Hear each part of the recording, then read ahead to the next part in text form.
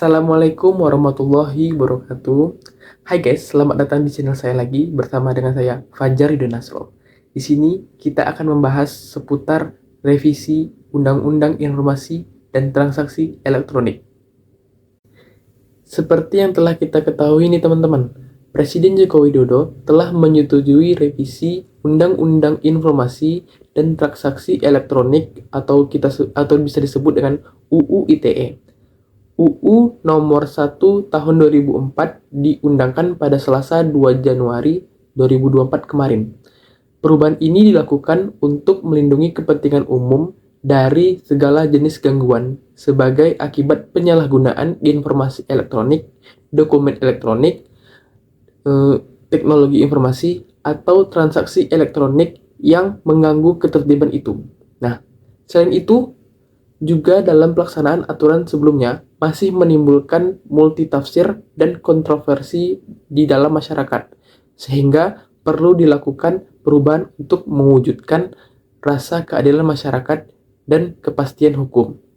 Salah satu poin revisi UU ITE baru yang tidak lagi ada yaitu pasal karet, yakni pasal 27 ayat 3 yang mengatur pidana penghinaan atau pencemaran nama baik melalui informasi elektronik dan dokumen elektronik.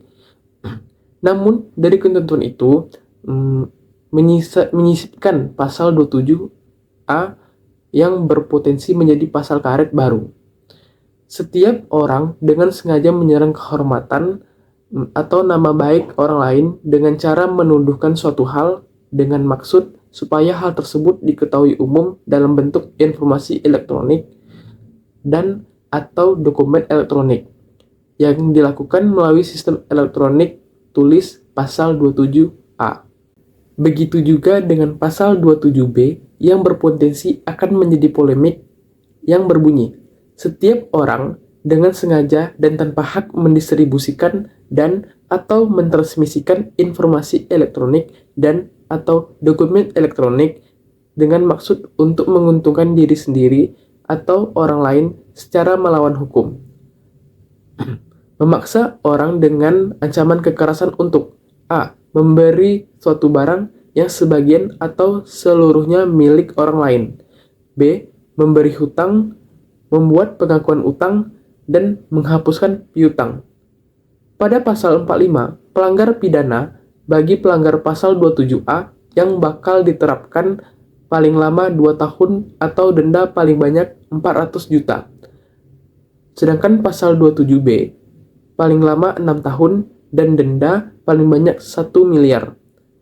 Tidak hanya itu, aturan baru lainnya mengenai larangan menyebar berita bohong yang tertulis pada pasal 28 yang berbunyi, setiap orang dengan sengaja menyebar informasi elektronik dan atau dokumen elektronik yang diketahuinya memuat pemberitahuan bohong yang menimbulkan kerusuhan di masyarakat.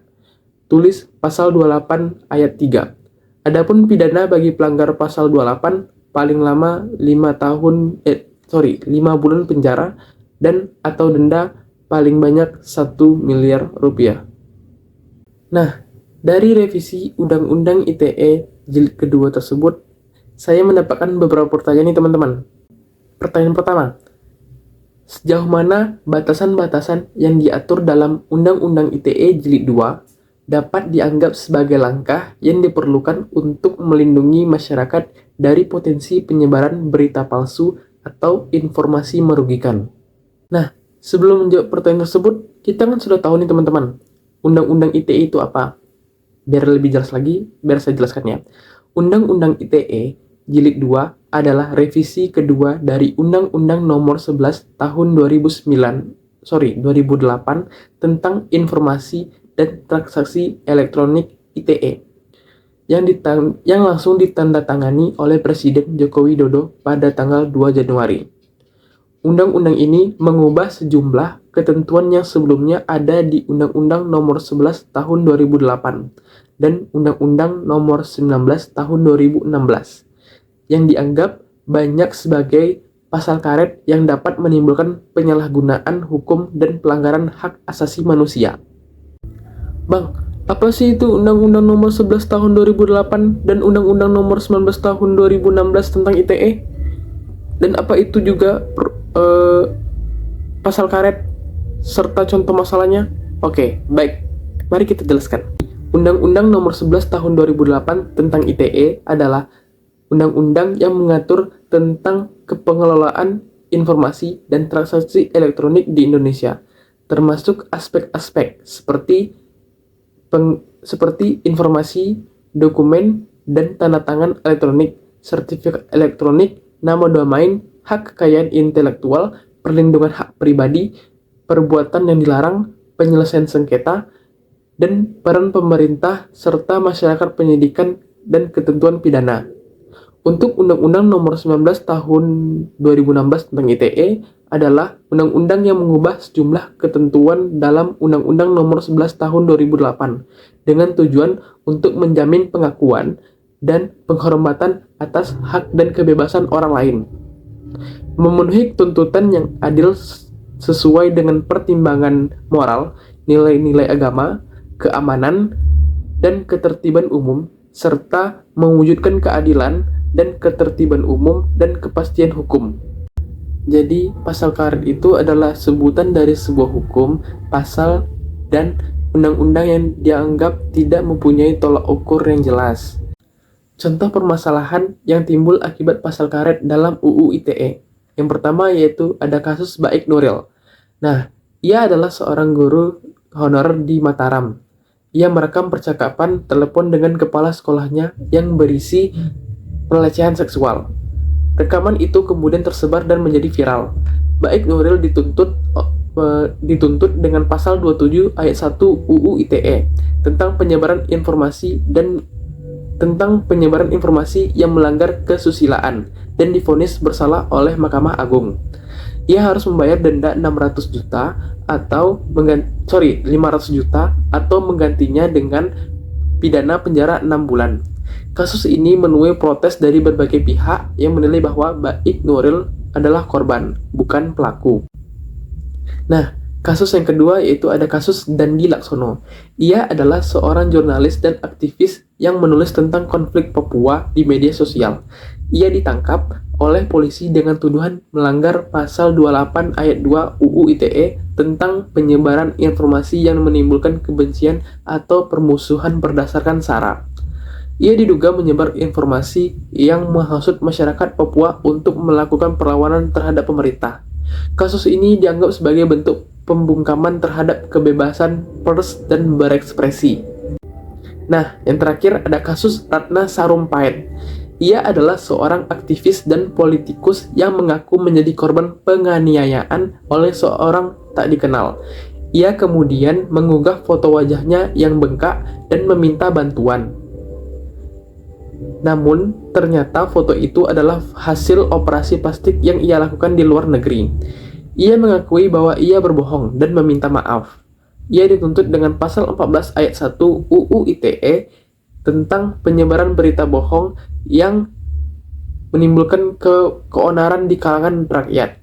Ia divonis bersalah dan dihukum penjara 2 tahun. Kasus ini menimbulkan kontroversi karena Ratna Sarumpait adalah pendukung salah satu calon presiden pemilu 2019. Itulah beberapa contoh permasalahan dari Undang-Undang Nomor 11 Tahun 2008 dan Undang-Undang Nomor 19 Tahun 2016. Salah satu perubahan yang paling signifikan dalam Undang-Undang ITE Jilid 2 adalah penghapusan pasal 27 ayat 3 yang mengatur tentang pidana penghinaan atau pencemaran nama baik melalui saluran elektronik. Pasal ini seringkali digunakan untuk menjerat para kritikus, aktivis, jurnalis, dan warga biasa yang menyampaikan pendapat atau informasi yang tidak disukai oleh penguasa atau pihak tertentu. Sebagai gantinya, UU ITE Jilid 2 menambahkan 2 pasal baru, yaitu pasal 27A dan pasal 27B, yang mengatur tentang penyerangan kehormatan atau nama baik orang lain dengan cara menuduhkan suatu hal dengan maksud supaya hal tersebut diketahui umum dan tentang penyebaran informasi yang dapat menimbulkan kebencian atau permusuhan individu atau kelompok masyarakat tertentu berdasarkan atas suku, agama, dan ras, dan antar golongan. Perubahan ini dapat dianggap sebagai langkah yang diperlukan untuk melindungi masyarakat dari potensi penyebaran berita palsu atau informasi merugikan. Karena pasal 27 ayat 3 yang lama dinilai tertentu terlalu luas dan multitafsir, sehingga dapat menimbulkan ketidakpastian hukum dan mengancam kebebasan berpendapat dan berekspresi. Dengan menghapus pasal tersebut, diharapkan masyarakat dapat lebih leluasa untuk menyuarakan pendapatnya tanpa takut dituntut secara pidana, asalkan tidak melanggar hak-hak orang lain atau menghasut kebencian berdasarkan SARA. Namun, perubahan ini juga memiliki beberapa kelemahan dan tantangan, antara lain Pasal 27A dan Pasal 27B yang baru masih memiliki potensi untuk disalahgunakan oleh pihak-pihak yang tidak bertanggung jawab karena masih menggunakan istilah-istilah yang ambigu dan tidak jelas, seperti menyerang kehormatan atau nama baik, menuduhkan suatu hal, dan menimbulkan kebencian atau permusuhan. Istilah-istilah ini dapat ditafsirkan secara berbeda oleh berbagai pihak, tergantung pada konteks dan kepentingan yang ada.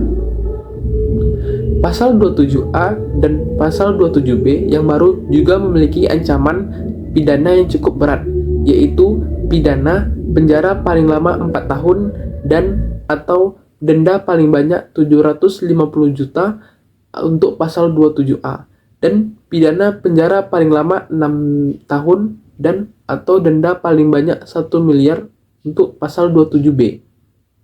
Ancaman pidana ini dapat menimbulkan efek jera bagi masyarakat untuk berpartisipasi dalam diskusi publik, terutama jika mereka khawatir akan dituntut secara pidana karena pendapat atau informasi yang mereka sampaikan. Undang-Undang ITE Jilid 2 tidak dapat mengatur secara khusus tentang bagaimana cara mengatasi berita palsu atau informasi yang merugikan yang bersifat faktual, seperti informasi yang salah, menyesatkan, merusak kehidupan individu. UU ITE Jilid 2 hanya mengatur tentang informasi yang bersifat normatif, seperti informasi yang melanggar kesusilaan, perjudian, SARA, dan sebagainya. Hal ini dapat menyulitkan masyarakat untuk membedakan antara informasi yang benar dan salah, serta untuk menuntut pertanggungjawaban dari penyebar berita palsu atau informasi yang merugikan. Sekian jawaban untuk soal nomor 1. Kalau ada kekurangan, mohon dimaafkan ya teman-teman. Nah, kita masuk untuk soal nomor 2. Bagaimana sistem hukuman yang diatur dalam Undang-Undang ITE Jilid 2 dapat mempengaruhi sikap pengguna internet terhadap ekspresi mereka secara daring? Sistem hukuman yang diatur dalam UU ITE Jilid 2 dapat memberikan efek jera bagi pengguna internet yang ingin menyampaikan pendapat atau informasi yang melanggar hukum, seperti berita bohong, penghinaan, pemerasan perjudian, SARA, dan sebagainya. Hal ini dapat mencegah penyebaran informasi yang merugikan atau mengganggu ketertiban umum, serta melindungi hak dan kepentingan orang lain. Sistem hukuman yang diatur dalam Undang-Undang ITE Jilid 2 juga dapat memberikan perlindungan bagi pengguna internet yang ingin menyampaikan pendapat atau informasi yang bermanfaat, kritis, atau kreatif asalkan tidak melanggar hukum. Nah, hal ini dapat mendorong partisipasi publik, demokrasi digital, dan kebebasan berpendapat dan berekspresi. UU ITE Jilid 2 juga memberikan pengecualian sanksi bagi pelanggaran kesusilaan dan pencemaran nama baik yang dilakukan demi kepentingan umum, pembelaan diri, atau dalam konteks karya seni, budaya, olahraga, kesehatan, dan ilmu pengetahuan.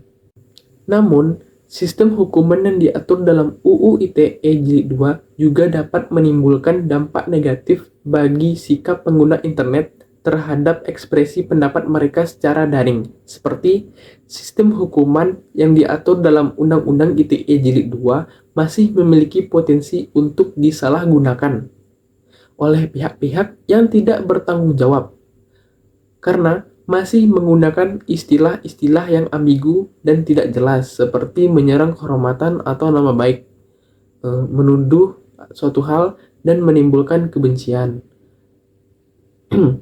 atau permusuhan. Istilah-istilah ini dapat ditafsirkan secara berbeda oleh berbagai pihak tergantung pada konteks dan kepentingan yang ada.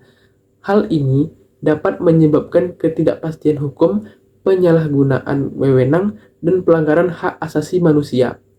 Sistem hukuman yang diatur dalam Undang-Undang ITE Jilid 2 juga memiliki ancaman pidana yang cukup berat, yaitu pidana penjara paling lama 4 tahun dan atau denda paling banyak 750 juta untuk pasal 27A dan pidana penjara paling lama 6 tahun dan atau denda paling banyak 1 miliar untuk pasal 27B.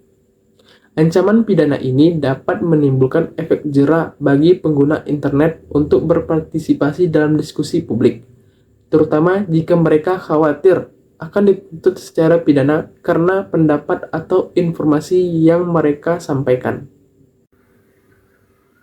Sistem hukuman yang diatur dalam UU ITE Jilid 2 tidak mengatur secara khusus tentang bagaimana cara mengatasi berita palsu atau informasi merugikan yang bersifat faktual, seperti informasi yang salah, menyesatkan, atau tidak akurat yang dapat mempengaruhi opini publik, menciptakan kebingungan, atau bahkan merusak kehidupan individu.